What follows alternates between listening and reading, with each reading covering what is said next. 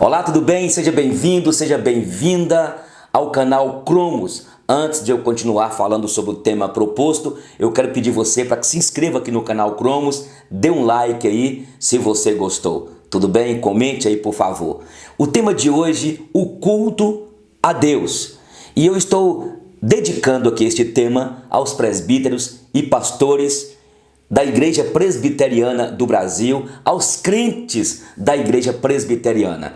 E eu estou fazendo aqui este estudo porque eu fui questionado há poucos dias por um pastor presbiteriano quando nós havíamos determinado que iríamos fazer a Santa Ceia online, e ele argumentou que era pecado celebrar a ceia online, e ele utilizou aqui os princípios que regulam o culto entendido pela Igreja Presbiteriana do Brasil. Depois de algumas conversas, eu não consegui convencê-lo e nem ele me convenceu, e eu quero fazer este estudo aqui, até vou mandar para ele, e para que você que é presbiteriano entenda como que funciona os elementos que são usados dentro da igreja presbiteriana no culto público. E é verdade também que nós temos o culto individual, o culto em família, temos alguns tipos de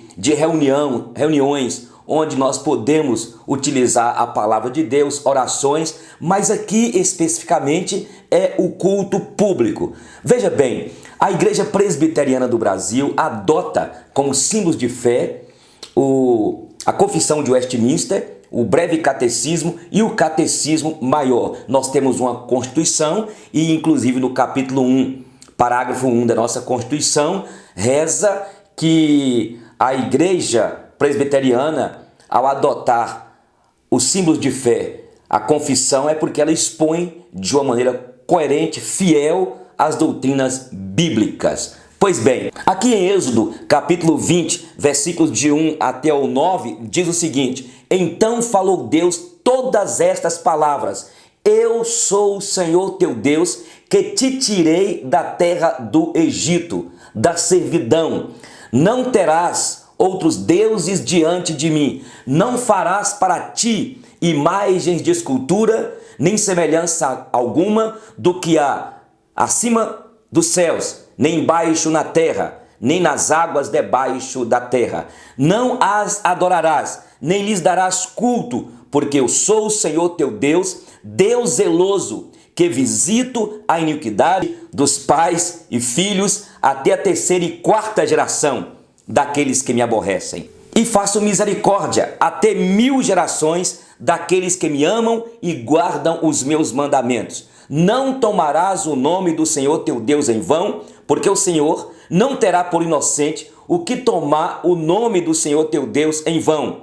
Lembra-te do dia de sábado para o santificar. 6 dias trabalharás e farás toda a tua obra, mas o 7º dia é o sábado do Senhor teu Deus, não farás nenhum trabalho, nem tu, nem o teu filho, nem a tua filha, nem o teu servo, nem a tua serva, nem o teu animal, nem o forasteiro das tuas portas para dentro.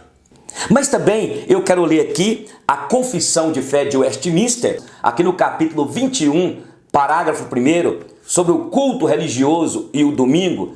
O primeiro parágrafo diz: a luz da natureza mostra que há um Deus que tem domínio e soberania sobre tudo, que é bom e faz bem a todos, e que, portanto, deve ser temido, amado, honrado, louvado, invocado e crido, e servido de todo o coração, de toda a alma e de toda a força. Mas o modo aceitável de adorar o verdadeiro Deus é instituído por Ele mesmo, Ele que instituiu o culto a Ele, e é também limitado pela sua própria vontade revelada, que Ele não pode ser adorado segundo as imaginações e invenções dos homens, ou sugestões de Satanás, nem sob qualquer representação visível ou de qualquer outro modo não prescrito nas Sagradas Escrituras. O parágrafo 2 diz: o culto religioso deve ser prestado a Deus, o Deus Pai, Filho e Espírito Santo, e só a Ele, e não deve ser prestado nem aos anjos, nem aos santos, nem a qualquer outra criatura, nem deve, depois da queda, ser prestada a Deus pela mediação de qualquer outro. Ainda, o parágrafo 6º fala assim: agora, sob o evangelho, nem a oração, nem qualquer outro ato do culto religioso é restrito a um certo lugar, nem se torna mais aceitável por causa do lugar em que se ofereça ou para o qual se dirija. Mas Deus deve ser adorado em todo lugar, em espírito e em verdade, tanto em família, diariamente e em secreto, estando cada um sozinho, como também mais solenemente em assembleias públicas que não devem ser descuidadas, nem voluntariamente negligenciadas ou desprezadas, sempre que Deus, pela sua providência, proporcionar uma ocasião. Então veja bem, todas as vezes que nós abrirmos aqui os livros do Pentateuco, e nós estamos estudando com a nossa igreja o Pentateuco, estamos no capítulo 3 ainda, porque a ideia é estudar capítulo por capítulo. E todas as vezes que formos ler, estudar aqui, nós temos de entender que durante 400 anos o povo de Deus ficou lá no Egito, debaixo do jugo de Faraó. E Deus usou Moisés para libertar o seu povo. E quando Moisés liberta o povo, no deserto por 40 anos, Deus inspira Moisés a escrever aqui o Pentateuco. E veja que lá no Egito, eles tinham lá um panteão de divindades. Eles eram politeístas. A cosmogenia ou a cosmogonia dos egípcios, eles eram supersticiosos. Eles tinham lá os deuses deles. Eles adoravam todo tipo de divindade, inclusive o próprio Faraó se intitulava um deus. Ele achava que ele tinha poder de dar vida e de tirar a vida, e é por isso que Deus mandou aquelas 10 pragas para despotizar aquelas divindades adoradas pelos egípcios. Além disso, outras práticas dentro daquela cultura que eram abominações perante Deus. Então, quando Deus inspira Moisés para escrever o Pentateuco, Deus estava querendo ensinar o seu povo que ele era um Deus zeloso, um Deus santo, o único Senhor, Criador do cosmos, do universo e de todas as coisas. E Deus queria que quando o povo entrasse em Canaã, que o povo o adorasse, e ele coloca aqui os princípios reguladores do culto a ele. Ele queria que o povo então tirasse da mente aquelas práticas ou tirasse da mente aquelas croças que existiam, que eles viveram durante 400 anos no Egito. E aí Deus vai e coloca para Moisés aqui. Deus revela-se a Moisés como o Deus, eu sou o que sou, o Deus autoexistente. Eu sou o eterno. Eu sou o Deus criador de todas as coisas. E aqui começa dizendo as motivações, a motivação por que Deus exige a adoração. Aqui diz, então falou Deus estas palavras: eu sou o Senhor teu Deus que te tirei da terra do Egito, da casa da servidão. Por que adorar a Deus? Porque ele tirou o seu povo do Egito. Por que nós hoje adoramos ao Deus que é o único, ao Senhor dos senhores, a Trindade Santa? Por que nós adoramos ao Deus que é Pai, Filho e Espírito Santo, mas é um só Deus? Porque nos libertou do cativeiro, dos grilhões do pecado. Ele escolheu para si um povo, ele elegeu um povo que é chamado o povo da aliança. E nós fazemos primeiramente parte deste povo da aliança. E depois nós devemos louvar a Deus e adorá-lo, porque no tempo certo ele cumpriu aquilo que ele estabeleceu desde Gênesis capítulo 3, versículo 15, que ele haveria de mandar aquele que iria esmagar a cabeça da serpente, de Satanás, e ele enviou Cristo, o Cordeiro Imaculado, para morrer na cruz por nós. E é por isso que nós devemos adorá-lo, porque ele nos resgatou das trevas, Ele nos escolheu e nós somos parte deste povo eleito, predestinado, o povo que faz parte da aliança. E aqui então o primeiro mandamento, quando ele diz: não terás outros deuses diante de mim. A quem devemos adorar?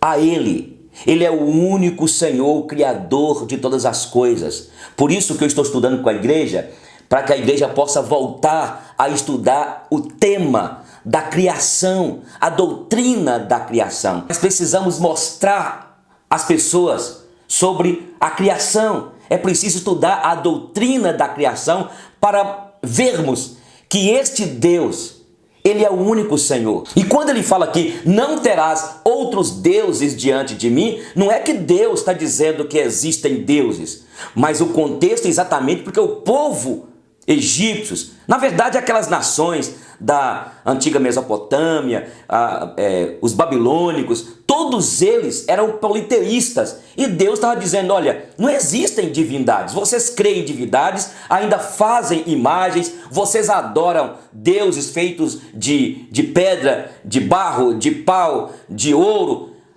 Eu sou o único Deus.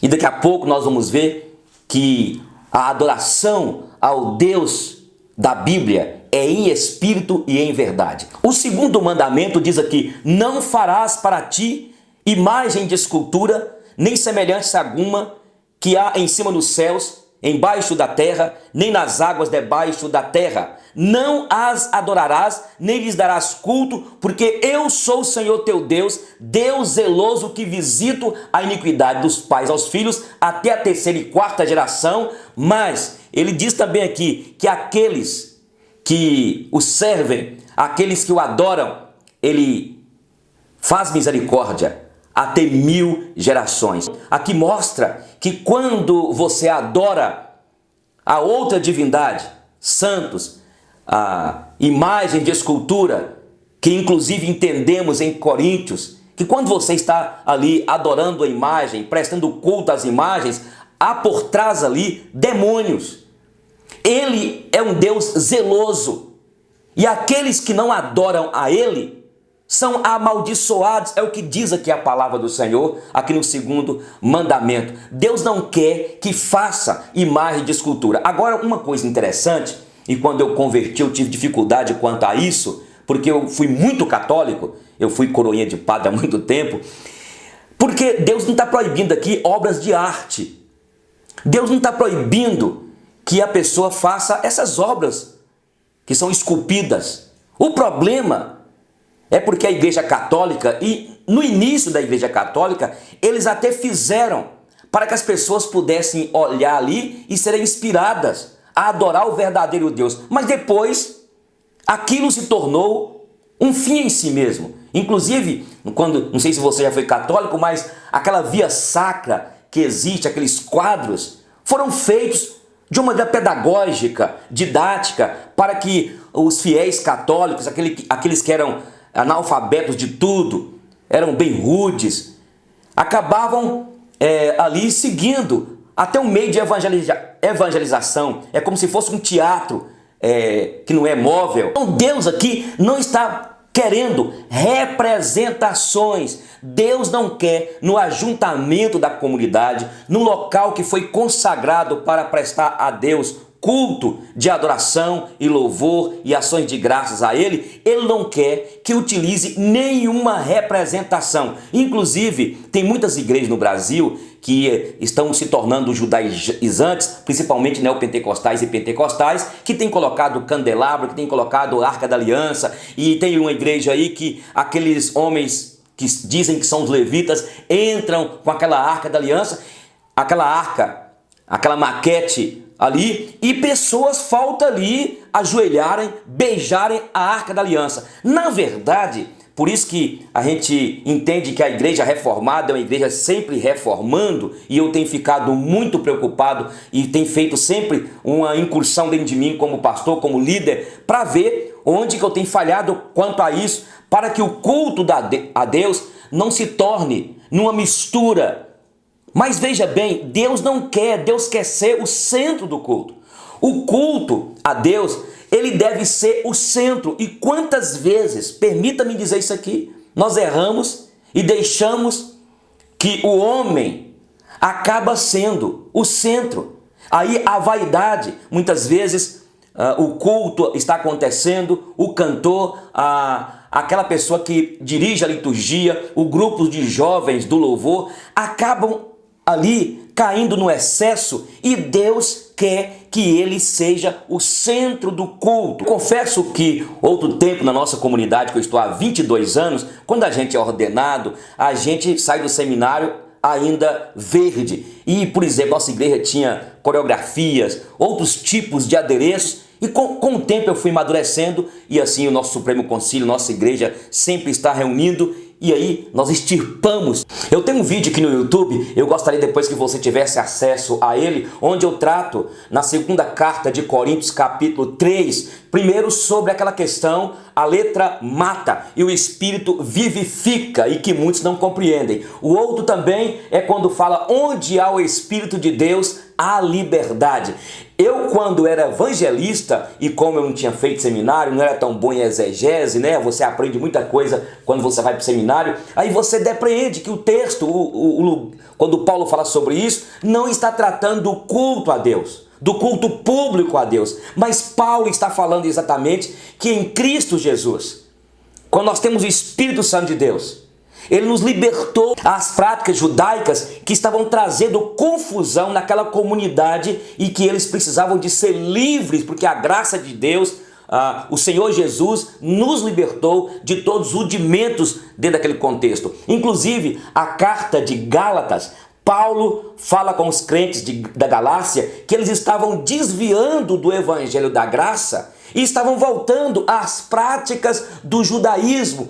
Imaturidade aqueles irmãos estavam vivendo. Depois você pega esse vídeo aqui, que está aí, sobre a minha liberdade em Cristo. Agora, nós precisamos de entender que existem os elementos do culto e precisamos de definir aqui sobre circunstâncias e elementos. Foi até o meio que eu estava discutindo com o pastor que veio me questionar, porque na minha visão, quanto à Santa Ceia, eu tenho plena convicção que não há problema nós celebrarmos a Santa Ceia online para os crentes que com toda reverência nas suas casas possam então, ao receberem pelo pastor que é ordenado e que ele vai instituir naquele momento, consagrar os elementos, eu não tenho dificuldade nenhuma quanto a isso, por causa da circunstância baseada na nossa confissão de fé. Pois bem, quais são os elementos que devem estarem presentes no culto? A oração, podemos ter o momento de declarar o jejum, e nesses dias mesmo nós conclamamos a igreja para que jejuem. Também cânticos espirituais, hinos de louvor a Deus. Eu tenho ficado muito cauteloso porque existem cânticos espirituais e até hinos que estão no nosso hinário, muitos hinos que são mais arminianos, e também cânticos que não são cânticos de adoração, que não são cânticos de louvor. Muitas vezes há ali um antropocentrismo e cânticos que desviam daquilo que nós acreditamos como Igreja Presbiteriana do Brasil, que temos nossa confissão e temos a Bíblia como regra de fé e prática. Mas também nós não podemos isentar o fato de que existem vários tipos de instrumentos. Eu me lembro até hoje, quando eu fui ordenado, e quase não fui, porque eu disse que qualquer instrumento poderia tocar na igreja, desde quando fosse tirado só para aquele momento de adoração e consagrado a Deus. E quando alguém me perguntou, até os atabaques? Eu falei assim, até os atabaques. E aí alguém na época, um presbítero, que hoje é pastor, né, hoje é um reverendo, disse que os atabaques eram do demônio. Eu falei, então você precisa de rever o seu conceito de fé, porque tudo é de Deus, tudo é do Senhor. Melodias, tudo. Agora, o pastor da igreja ele que está responsável pela liturgia, ele precisa então de ver todas essas coisas. Então os elementos, louvor, pregação da palavra, leitura da Bíblia, intercessão, utilizar os cânticos, hinos, mas também as ordenanças, os sacramentos que foram ordenados por Cristo, a Santa Ceia e o batismo. A igreja que eu pastoreio, nós temos uma liturgia não vou dizer flexível, mas uma liturgia onde nós expressamos os cânticos, os hinos de adoração a Deus com todo fervor, com baterias, com instrumentos variados, mas não podemos fugir da realidade de que Deus quer um culto com reverência, porque a reverência, a pessoa pode ficar igual uma múmia, ou melhor, igual uma estátua ali e não ter reverência. Porque ninguém vai julgar o coração de quem está batendo palma, de quem está na bateria ali, de quem está tocando ainda que mexa com o corpo. Isso é uma falta de respeito, isso é julgar o próximo. O irmão está adorando. O que Deus quer é reverência. Isso não podemos fugir desta realidade. E Deus já colocou o padrão. Ele é Deus. Ele quer reverência. Ele não quer que brinque com Ele. De Deus não se brinca e de Deus não se zomba. Tem fatos na Bíblia. Deus, por exemplo, matou Nadab e Abiú por ter chegado diante de Deus apresentando fogo estranho. Na verdade, naquela época existia todo um processo, um ritual na cerimônia de adoração a Deus. Os levitas tinham de ser purificados, os sacerdotes tinham de todos estarem com reverência perante Deus. Tem também outro fato, quando Deus matou Uzá, apesar que é dentro de outro contexto, mas quando Deus matou Uzá, a arca fazia parte do Santo dos Santos. E quando Deus mata Uzá, Ele queria ensinar para o seu povo lá da aliança e quer nos ensinar para nós que Ele quer santidade. Não é apenas por boa intenção, não é porque eu tenho uma intenção boa de fazer as coisas para Deus. De boa intenção, muita gente vai parar no inferno. Mas o que eu quero colocar aqui é que a reverência a Ele não está também na expressão configurativa de alguém. Não está ali na aparência. E quem vai julgar é Deus. O que vale para mim e para você que está aí, e não ficar julgando o irmão, aquela comunidade que tem aquelas expressões de adoração lá, eu estou colocando aqui, é a nossa IPB que tem aqui, entende que aqui está o padrão. Agora tem outras comunidades, e eu vou respeitá-los. E mesmo dentro da IPB, se você for nossa igreja, alguém foi há algum tempo, essa igreja não é presbiteriana não. Esta igreja é pentecostal, porque eles não entendem o que significa pentecostal. Eu vou fazer um vídeo sobre isso. A verdade, porque o pessoal cantava, o pessoal tem lá os instrumentos variados. E eu volto a dizer, quem julga o coração seu é Deus. E muitos líderes, viu queridos, têm pecado quanto a isso. Por julgar, por apontar o dedo. Vamos lá. Então são os elementos que existem no momento de culto público. Agora as circunstâncias. Eu fui questionado um dia, porque eu fui pregar num local e eu não estava de terno. Eu já vi caso de igrejas nossas, inclusive, questionando. Eu fui questionado também, mas foi aqui em nossa igreja, porque eu estava usando o Android para ler domingo à noite a Bíblia para pregar, porque ali tinha uma versão melhor. Não está dizendo questão que você não pode usar um retroprojetor, que você não possa usar ali naquele momento o púlpito. Tem alguns que acham, não, o púlpito tem que ser no meio, mas por que no meio? É porque a palavra deve ser o centro. Mas por que não pode ser colocado de lado? Isso tudo está dentro da circunstância e não dos elementos. Agora, é interessante que já houve essa discussão entre reformadores há muito tempo. Inclusive eu assustei uma vez quando eu fui numa igreja luterana em Brasília e eu vi velas. Eu fiquei, na época eu era novo, né? Novo convertido, escandalizei. E alguns diziam o seguinte, olha, aquilo que não é proibido na Bíblia pode ser usado. A igreja presbiteriana entende que o que é ordenado é aquilo que nós podemos fazer. O que não é ordenado é proibido. E eu entendo que aquilo que não é ordenado, sim, é pecado. E eu estou colocando isso aqui para quem assistiu outro vídeo meu, porque na minha visão, a Santa Ceia não cabe na perspectiva do ordenado. Ela está dentro da circunstância. E na verdade, por mais que muitos diziam que aquilo que não é proibido pode ser utilizado como velas e outros mais adereços, não tem problema, eu concordo e fico com aquilo que nossa igreja crê, o que não é ordenado.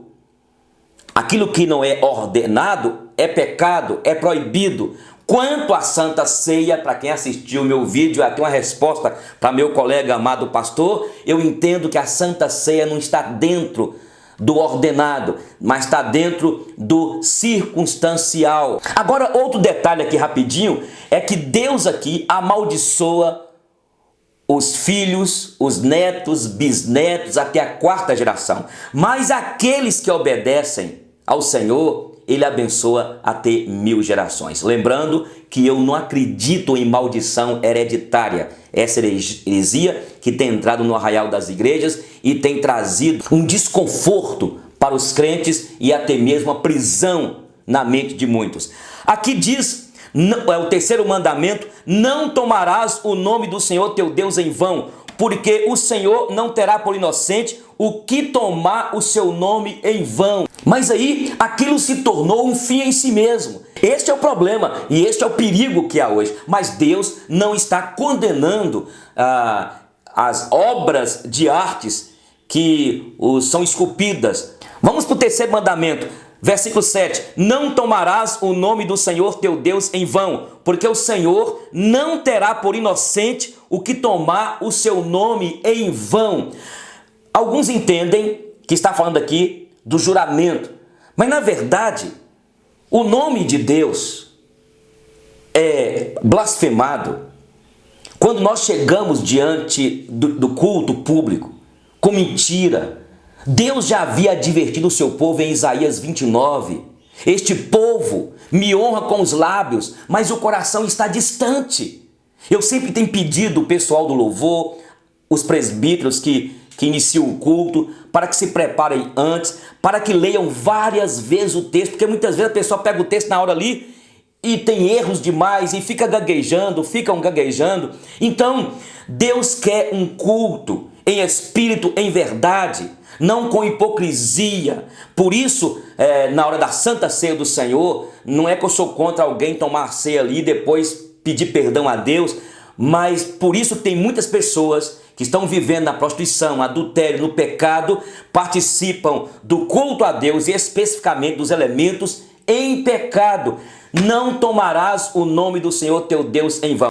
E terminando aqui diz: guarda o dia de sábado. Eu entendo, estou ensinando isso para a igreja, que o sábado não é este sábado da semana, mas nós precisamos de guardar um dia. Nós precisamos de guardar como santo, santificado ao Senhor. Eu entendo que o sábado foi feito porque Deus sabia que o homem precisa do descanso. Eu me lembro que eu fiquei 10 anos na igreja sem tirar férias, a igreja aqui. Depois, quando eu entrei em parafuso, comecei a entrar em depressão, o psiquiatra falou comigo: agora, para você recuperar isso, você pecou diante de Deus. Um presbítero da igreja presbiteriana. Para que o homem descanse, porque Deus sabe da nossa estrutura, mas tem a ver com a nossa adoração a Deus. É preciso tirar um dia. Se a pessoa trabalha, porque nosso país agora é facultativo, domingo, que ele tira terça, quarta-feira, quinta-feira, porque nós não estamos debaixo de mandamentos. O povo de Deus no passado nunca esteve. Então veja bem, o povo da aliança do passado, eles foram salvos pela graça. Os mandamentos era a revelação, Deus mostrando a nossa miserabilidade, mas mostrando também a justiça dele, a santidade dele. E foi com um aio, essa palavra aio não é muito usada entre nós, mas foi como se fosse um pedagogo, um professor, instruindo para que o homem que foi salvo pela graça servisse a Deus e a igreja dele, os eleitos dele, vivessem em santidade. E veja bem, não é somente os 10 mandamentos aqui. O Novo Testamento está repleto de mandamentos que nós, pela graça e pela ajuda do Espírito Santo, precisamos de esforçar para segui-los e andar em santidade diante de Deus. Gente, chegamos ao final aqui. Eu fiz este vídeo porque eu fui questionado esses dias e muitas vezes colegas da gente julgam a gente por uma mensagem no YouTube, por um momento, e esquecem de conversar com a gente e saber quem a gente é. A pior coisa é quando você tem uma convicção, quando você vê uma pessoa pelos olhares dos outros e esquece de conhecer a pessoa. Olha, que Deus abençoe vocês. Não deixe de inscrever no canal aqui, dá um like, um beijo no coração, que Deus abençoe a sua família.